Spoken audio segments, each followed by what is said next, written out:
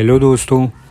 तो इस वीडियो में हम ये डिस्कस करेंगे कि क्या क्या वो कॉमन मिस्टेक्स है जो स्टूडेंट्स या उनके पेरेंट्स अननोइंगली कर बैठते हैं काउंसलिंग प्रोसेस के दौरान, ताकि आप उन्हें अवॉइड कर सकें और अपनी फेवरेट ब्रांच की एक अच्छी एमडी या एमएस सीट पे एडमिशन ले सकें। फ्रेंड्स, पहले मैं आपको ये बताता हूँ कि बेसिकली आपको अपनी काउंसलिंग स्ट्रैटेजी रखनी कैसी चाहिए। तो पहला काम आप ये करिए कि अपनी फेवरेट ब्रांचेस को फिगर आउट कर लीजिए कि आपकी फेवरेट ब्रांचेस कौन कौन सी हैं जिसमें आप एडमिशन लेना चाहते हो। फिर आप अपने स्कोर के हिसाब से ना ये फिगर आउट कर लें कि ये ब्रांचेस आपको कौन कौन से स्टेट में मिल सकती हैं। फिर ये देख लीजिए कि आपका मैक्सिमम परमिसिबल बजट कितना है और आपके बजट में आपकी फेवरेट ब्रांच आपको कौन कौन से स्टेट्स में मिल सकती है। जिन स्टेट्स में मिल सकती है उसको फिगर आउट कर लें और बाकी बची स्टेट्स को हटा दें। अगर आपके मार्क्स थोड़े बॉर्डर लाइन पे हैं तो ये देख लें कि क्या अगर आप अपना बजट थोड़ा सा स्ट्रेच कर रहे हो तो XYZ स्टेट में आपको क्या सीट मिलने के चांस रहेंगे। अगर रहेंगे तो प्लीज़ ज़रूर स्ट्रेच कर लीजिए, क्योंकि कई स्टूडेंट्स ऐसी गलती कर बैठते हैं कि 2-3 लाख पर ईयर के बजट स्ट्रेच करने पे उनके लिए काफ़ी अच्छे ऑप्शंस क्रिएट होते हैं दूसरी स्टेट्स में, बट फिर वो ये सोचते हैं कि शायद बाद वाले राउंड में मेरा यहाँ लग जाएगा। बट फिर अगर नहीं लगता है तो उन्हीं कैंडिडेट्स को या तो ईयर वेस्ट करना पड़ता है या थोड़े ज़्यादा उससे भी ज़्यादा अमाउंट पे करके एडमिशन लेना पड़ता है। तो अगर आपका बजट है तो उसको फर्स्ट राउंड से ही स्ट्रेचेबल बना के रखें, क्योंकि फ़र्स्ट राउंड में आपको काफ़ी सारे या सारे ही ऑप्शंस मिलने के चांस रहेंगे। आपके सामने सारे ही ऑप्शंस अवेलेबल रहेंगे, लेकिन कंसीक्वेंट राउंड में कॉलेजेस की सीटें जैसे जैसे ख़त्म होती जाएंगी वैसे वैसे आपको कॉलेज की चॉइस में कॉम्प्रोमाइज़ करना पड़ेगा। काउंसलिंग करते वक्त एक फैक्टर अपने दिमाग में और रखें कि जिस कॉलेज को आप चूज़ कर रहे हो वहाँ पे सर्विस बॉन्ड कितनी है। किसी कारण से आप अगर अपनी सीट छोड़ देते हो तो वहाँ की सीट लीविंग पेनल्टी क्या है, वहाँ स्टाइपेंड क्या मिल रहा है। और कुछ कॉलेजेस हैं जिनमें फ़ीस बढ़ाने के लिए कोर्ट में केसेस चल रहे हैं, तो क्या वो कॉलेज कोई ऐसा बॉन्ड तो नहीं साइन करा रहा है कि अगर हम केस जीत गए तो आपको सेकेंड ईयर से ज़्यादा वाली फ़ीस पे करनी पड़ेगी। इन सारे ही फैक्टर्स को अपने माइंड में ज़रूर रखें। तो अब हम बात करते हैं कि मोस्ट कॉमन मिस्टेक्स क्या होती हैं काउंसलिंग के दौरान। तो पहली सबसे बड़ी मिस्टेक ये है कि स्टूडेंट्स लास्ट ईयर के ट्रेंड्स को कॉपी करते हैं। बट दोस्तों, ये चीज़ें हर साल बदलती हैं। जैसे आपको पता होता है कट ऑफ के बारे में, वैसे ही दूसरे स्टूडेंट्स को भी पता होता है।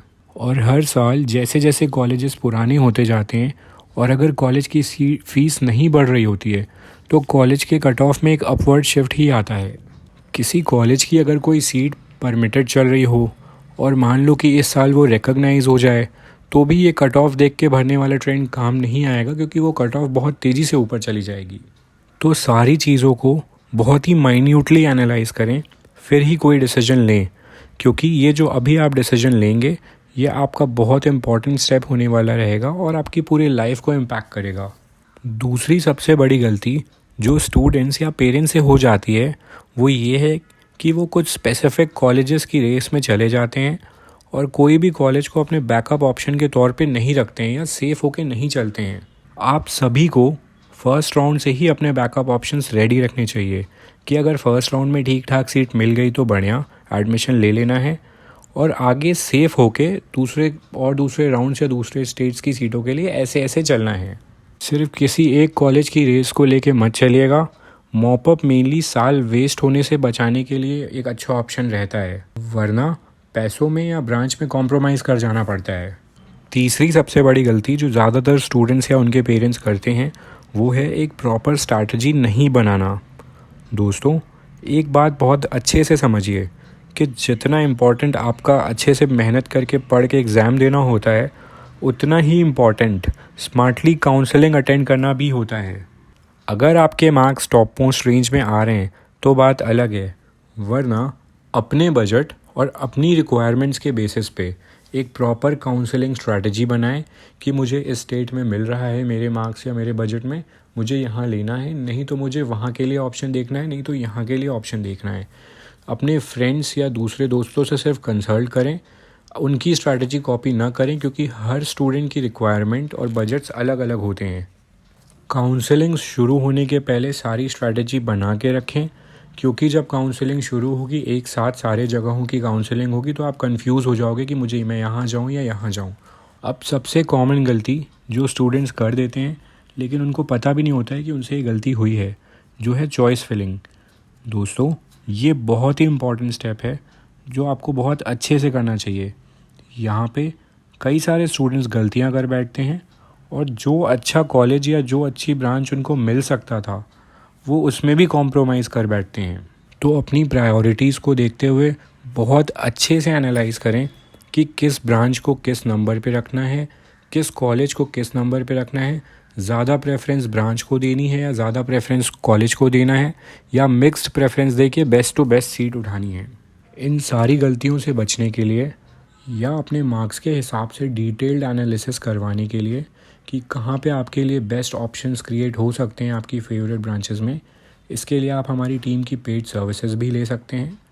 हमारी टीम आपके मार्क्स के हिसाब से आपको कहाँ कहाँ अप्लाई करना चाहिए, कैसे प्रेफरेंसेस रखने चाहिए, अलग अलग स्टेट्स की क्या बॉन्ड है, क्या बैंक गारंटी है, कौन से कॉलेजेस अच्छे हैं, किधर आपको जाना चाहिए, कौन से कॉलेजेस में थोड़े इश्यूज़ आते हैं या सीटें कैंसिल होने के भी चांस रहते हैं, इन सारी चीज़ों में आपकी हेल्प करेगी।